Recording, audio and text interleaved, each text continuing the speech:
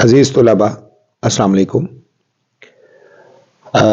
ہم نے آپ کی سہولت کے لیے ایک نیا سلسلہ شروع کیا ہے جس میں ہم آپ کو آپ کی فزکس کی کتاب دہم جماعت کی بڑے آسان پرائے میں اردو میں سمجھانے کی کوشش کریں گے۔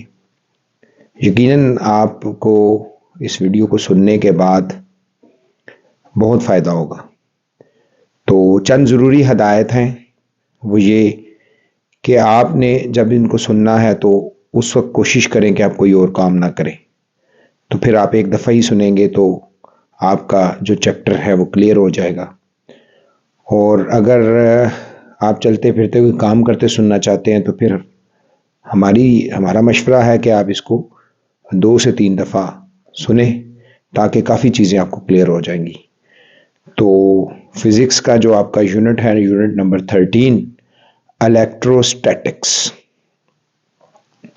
اس یونٹ میں ہم جو ساکن چارجز یعنی کہ سٹیٹک چارجز کی مختلف خصوصیات جیسا کہ الیکٹرک فورس، الیکٹرک فیلڈ اور الیکٹرک پوٹینشل وغیرہ کو سمجھیں گے۔ سٹیٹک سٹیٹ یعنی ساکن حالت میں چارجز کی خصوصیت کا مطالعہ الیکٹروسٹیٹک یا سٹیٹک الیکٹریسٹی کہلاتا ہے۔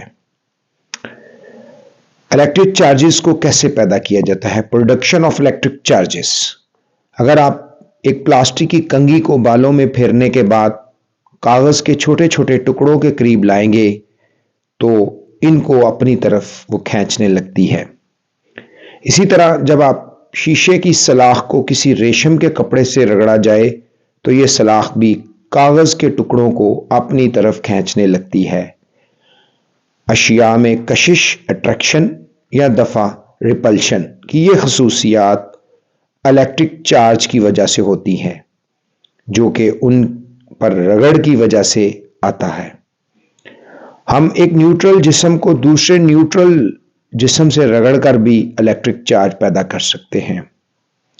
اس سلسلے میں ایک ایکسپیریمنٹ ہے، اس سے ہم یہ ثابت کریں گے کہ رگڑ کی وجہ سے 2 قسم کے چارجز پیدا ہوتے ہیں۔ آپ پلاسٹک کی ایک سلاخ لیں، اسے پشم یعنی فر کے ساتھ رگڑ کر ہاریزونٹل افقی حالت میں ریشمی دھاگے کے ساتھ لٹکا دیں۔ اب پلاسٹک کی ایک اور سلاخ کو اپنی کھال کے ساتھ رگڑ کر پہلی سلاخ کے قریب لائیں۔ آپ دیکھیں گے کہ یہ ایک دوسرے کو ریپل کر رہی ہے یعنی دفع کرتی ہے۔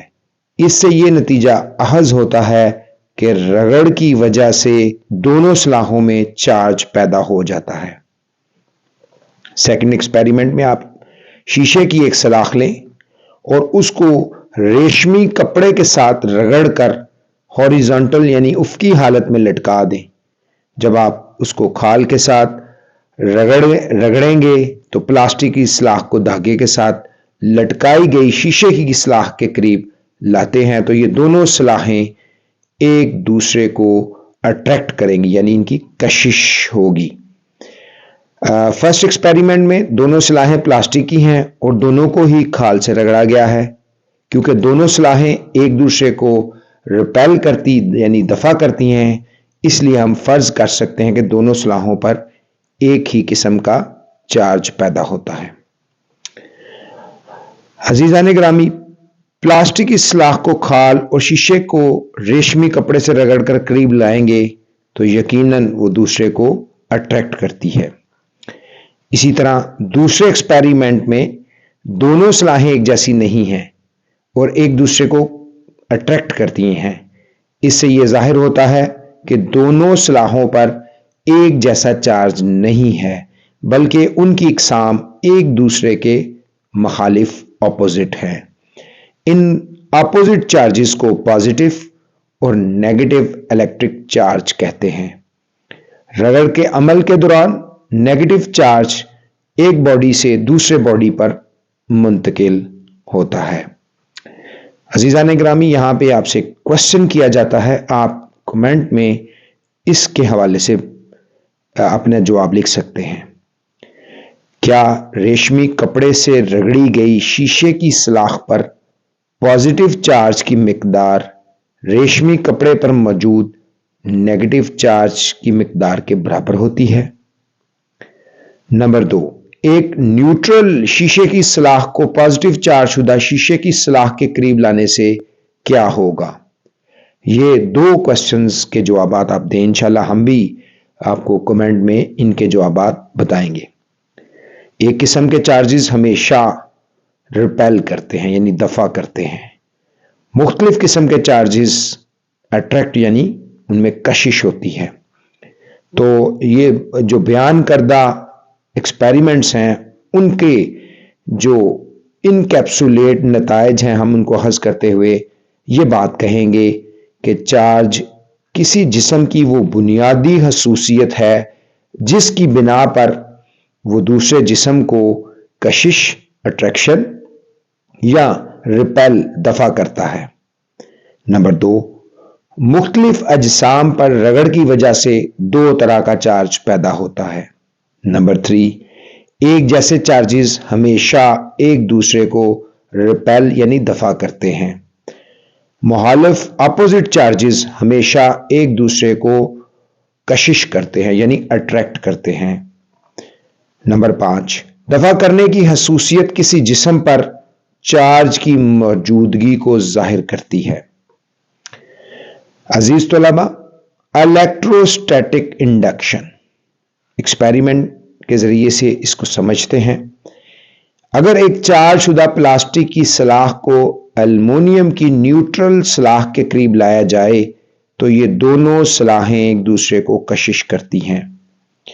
چارج شدہ اور غیر چارج شدہ سلاخوں کے درمیان کشش سے ظاہر ہوتا ہے کہ دونوں سلاخوں پر مخالف چارج ہے، لیکن یہ درست نہیں ہے۔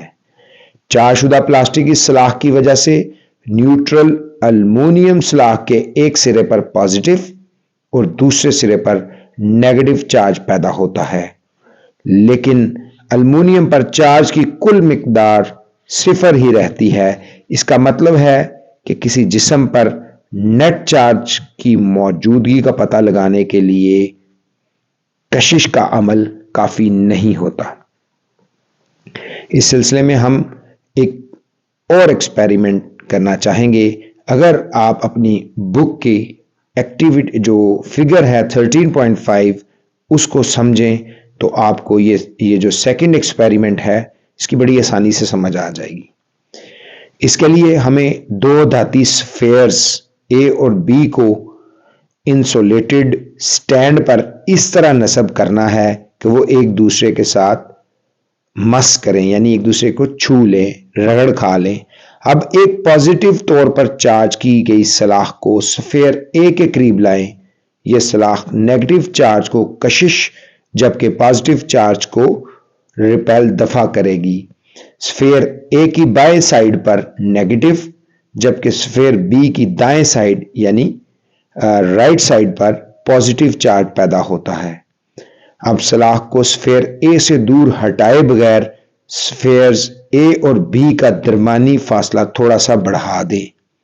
دونوں سفیرز کا مشاہدہ کرنے پر معلوم ہوگا کہ ان پر مخالف چارج ہے۔ سلاخ کو ہٹانے پر سفیرز پر موجود چارجز یکساں طور پر ان کی سطح پر تقسیم ہو جاتے ہیں۔ اس عمل سے دھاتی سفیرز پر برابر لیکن مخالف چارج پیدا ہوتا ہے۔ اس طرح سے باڈیز کو چارج کرنے کے عمل کو الیکٹروسٹیٹک انڈکشن کہتے ہیں۔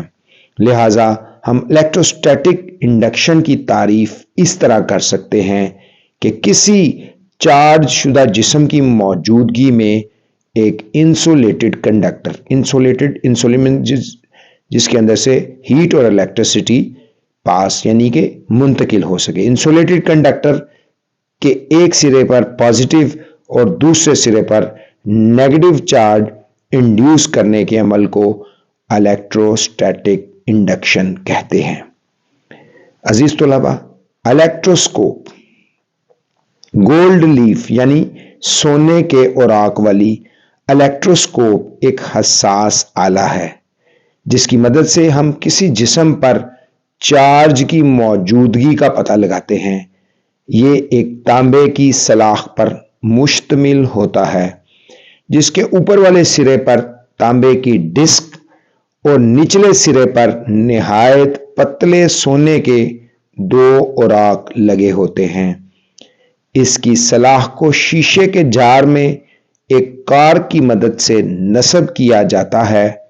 चार्ज इस सलाख की मदद से डिस्क से औराक यानी पेजिस तक फॉयल तक हरकत कर सकता है।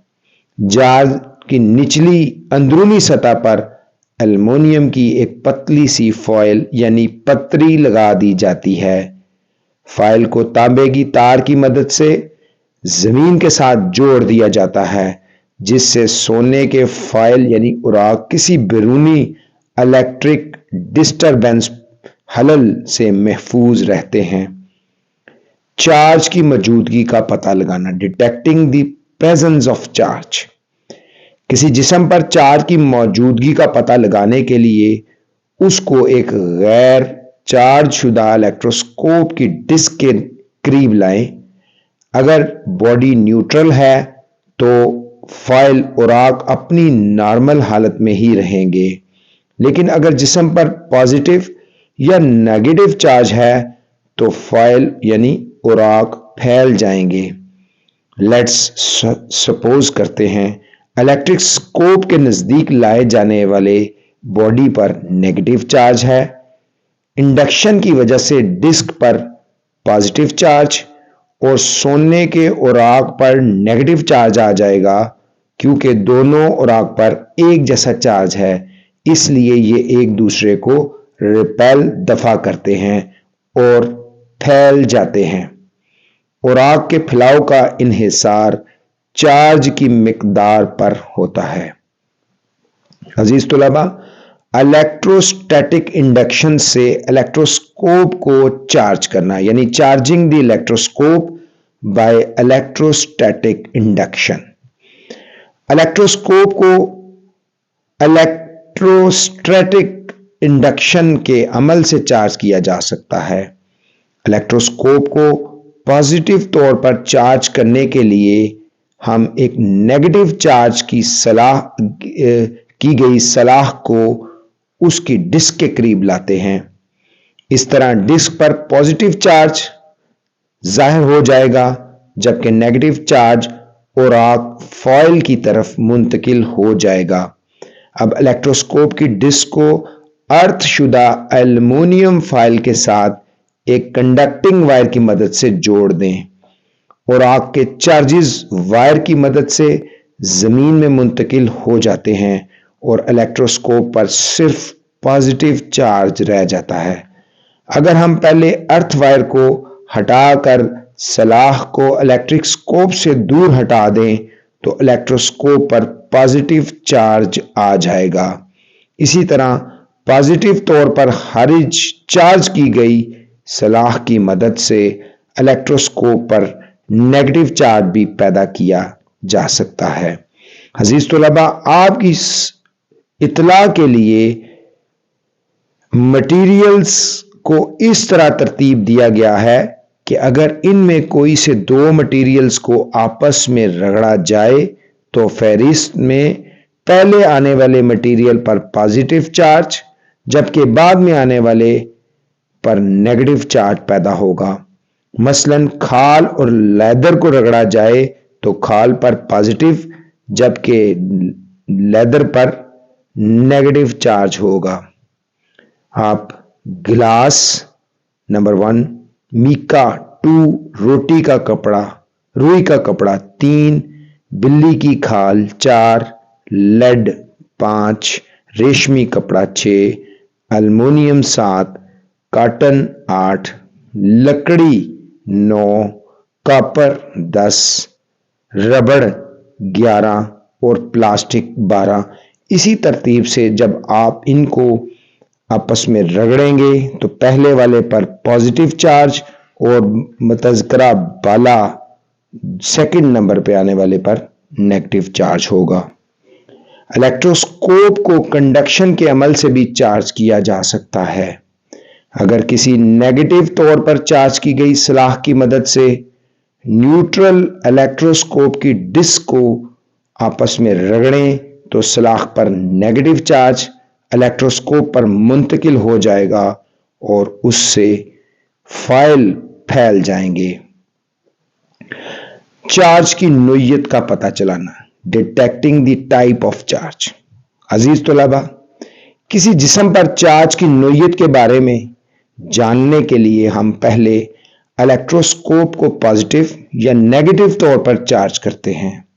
سپوز کریں کہ الیکٹروسکوپ کو پازیٹیو طور پر چارج کیا گیا ہے۔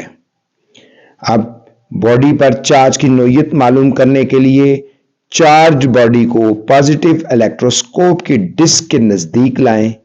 اگر اراک کا پھیلاؤ بڑھ جائے تو جسم پر پازیٹیو چارج ہوگا، تاہم اگر اراک یعنی فائل کا پھیلاؤ کم ہو جائے تو جسم پر نیگیٹو چارج ہوگا۔ عزیز طلباء، ایک کوشچن کا جواب دیجئے۔ اگر آپ چارج الیکٹروسکوپ کو میٹل کی سلاخ کے ساتھ مس کریں تو اس کے اراک پھیل جاتے ہیں، لیکن اگر اس کو ربڑ کی سلاخ کے ساتھ مس کریں تو یہ نہیں پھیلتے۔ اس کا جواب یقیناً آپ دیں گے کہ کیوں ایسا ہوتا ہے۔ عزیز طلباء، کنڈکٹرز اور انسولیٹرز کا پتہ لگانا، آئیڈینٹیفائنگ کنڈکٹرز اینڈ انسولیٹرز۔ ہم الیکٹروسکوپ کی مدد سے کنڈکٹرز اور انسولیٹرز کے درمیان فرق بھی کر سکتے ہیں۔ ایک چارج الیکٹروسکوپ کی ڈسک کو کسی جسم سے مس کریں۔ اگر جسم کے مس کرتے ہی اراک کا پھیلاؤ ختم ہو جائے تو وہ جسم ایک اچھا کنڈکٹر ہے، اور اگر فائل کے پھیلاؤ میں کوئی تبدیلی نہ ہو تو جو باڈی ہے وہ انسولیٹر ہوگا۔ آپ کی اطلاع کے لیے چارج کا ایسا یونٹ کولم ہے جس کو سی سے ظاہر کیا جاتا ہے۔ یہ 6.25 ملٹیپلائی 10⁻18 الیکٹرونز کے چارج کے برابر ہوتا ہے۔ یہ ایک بہت بڑا یونٹ ہے۔ عام طور پر چارج کو مائکرو کولم میں پیمائش کیا جاتا ہے۔ ایک مائکرو کولم 10⁻⁻6 چارج کے برابر ہوتا ہے۔ عزیز طلباء، Coulomb law one of the important law ہے جو امتحان کے پوائنٹ آف ویو سے بھی ایک اہم قانون ہے۔ کولم لا، ہم جانتے ہیں کہ چارج شدہ باڈیز کے درمیان اٹریکشن یا ریپلشن یعنی کشش یا دفع کی فورس پائی جاتی ہے۔ چارج شدہ اجسام پر چارج کی مقدار کم یا زیادہ کرنے سے یا ان کے درمیان فاصلہ کم یا زیادہ کرنے سے اس فورس پر کیا اثر پڑتا ہے؟ ان سوالات کے جوابات معلوم کرنے کے لیے ایک فرینچ سائنٹسٹ چارلس کولم نے 1785 میں تجربات کر کے دو اسٹیٹک چارج باڈیز کے درمیان الیکٹرک فورس کا ایک بنیادی قانون پیش کیا۔ اس قانون کے مطابق دو چارج شدہ اجسام کے درمیان کشش یا دفع کی فورس ان اجسام پر چارج کی مقدار کے حاصل ضرب کے ڈائریکٹلی پرپورشنل اور ان کے درمیان باہمی فاصلے کے مربع کے انورسلی پرپورشنل ہوتی ہے۔ یہ آپ کو Newton law of universal gravitation کے حوالے سے بھی آپ اس کو سمجھ سکتے ہیں کہ جو فورس ہے وہ ڈائریکٹلی پرپورشنل ہے Q1 اور Q2 کے۔ اسی طرح force is inversely proportional to the radius, مطلب کہ ان کے باہمی فاصلے کے مربع کے انورسلی پرپورشنل۔ جب ہم دونوں جو ایکویشنز ہیں ان کو کمبائن کریں گے تو وہ F directly proportional to Q1 small q2 over r square، اور یہاں پہ K is the proportionality constant ہے اور وہ ایکویشن بنے گی F is equal to K small q1 small q2 over r square۔ اس کو ہم کولم کا قانون کہتے ہیں۔ یہاں F دو چارجز کے درمیان فورس ہے جسے کولم فورس کہتے ہیں۔ Q1 اور Q2 دو چارج باڈیز ہیں جن کی مقدار اور R دو چارجز کا درمیانی فاصلہ ہے، جبکہ K کانسٹنٹ آف پروپورشنلٹی ہے۔ اس کی قیمت کا انحصار دونوں چارجز کے درمیان موجود میڈیم پر ہوتا ہے۔ ذرا سوچئے گا، ایک خشک دن میں اگر آپ کارپیٹڈ کمرے میں چلنے کے بعد کسی کنڈکٹر کو مس کرتے ہیں تو آپ کو معمولی سا الیکٹرک شاک لگ سکتا ہے۔ کیا آپ بتا سکتے ہیں کہ ایسا کیوں ہوتا ہے؟ عزیز طلباء، کولم لا سسٹم انٹرنیشنل میں دونوں چارجز کے درمیان خلا یا ہوا ہونے کی صورت میں K کی قیمت 9 × 10⁻⁹ نیوٹن میٹر اسکوائر پر اسکوائر کولم ہوتی ہے۔ اگر چارج اجسام کی جسامت ان کے درمیانی فاصلے کے مقابلے میں انتہائی کم ہو تو ایسے چارج جو باڈیز ہیں کو پوائنٹ چارج کہتے ہیں۔ کولم کے قانون کا اطلاق پوائنٹ چارجز پر ہوتا ہے۔ عزیز طلباء، ہم امید کرتے ہیں کہ آپ کو یہ سمجھ آئے گا اور یقیناً آپ اپنی کتابوں کو سامنے رکھتے ہوئے ان سے مستفید ہو سکتے ہیں۔ انشاءاللہ ہم اسی سلسلے کو جاری رکھیں گے۔ کل انشاءاللہ ہم electric field and electric field intensity سے اپنی اس سبق کو جاری رکھیں گے تاکہ آپ کے لیے آسانی پیدا ہو۔ اللہ تعالیٰ آپ سب کا حامی و ناصر ہو، آپ سب کو عافیت اور برکت عطا فرمائے۔ آپ کا بہت شکریہ۔ السلام علیکم۔